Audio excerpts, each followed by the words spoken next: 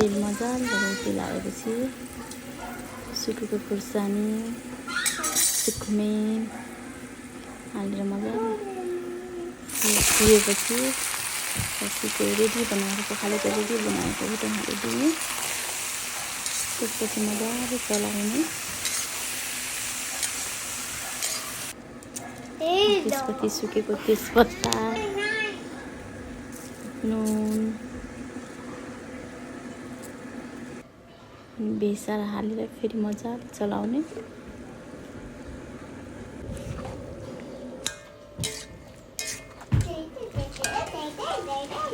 मजाले पाक्छ।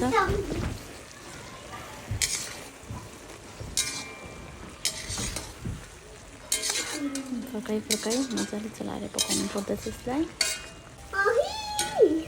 यतिको भयो। काटेर राखेको प्याज पनि हालिदिने। त्यसै गरी लसुन काटेर राखेको चप गरेको लसुन हालेर फेरि मजाले चलाउने।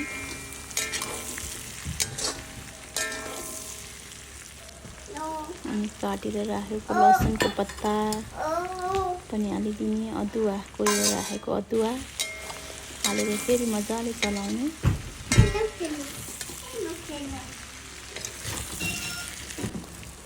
पिरो र कलरको लागि कश्मिरी मिर्ची पाउडर पनि राखेको छु मैले। अब तपाईहरुले राख्दा पनि हुन्छ नराख्दा पनि हुन्छ। त्यसै गरी जिराको धुलो टमाटर हालेर छोपेर फेरि मजाले चलाइदिने।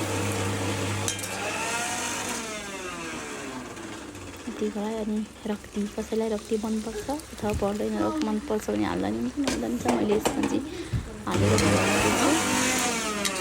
मलाई चाहिँ राम्रै लाग्छ। हजुरलाई मन पर्दैन भने हालिकन बनाउँदा पनि हुन्छ। मैले मजाले प्रपरी भुट्नुपर्छ। यो भएपछि लगभग रेडी हुन आँटेको छ। अब यसमा अलिकति मिट मसला हालिदिने। कसैलाई स्वाद मनपर्छ भने हाल्दा पनि नभए भने नहाल्दा पनि हुन्छ।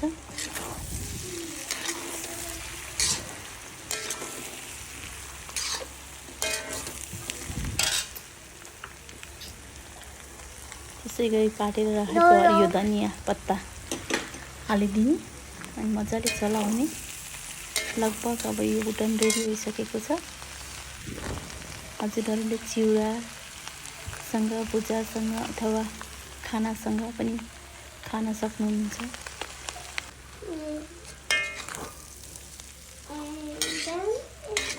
हजुरलाई यो भिडियो कस्तो लाग्छ लाइक कमेन्ट र सब्स्क्राइब गर्न नबिर्सनु।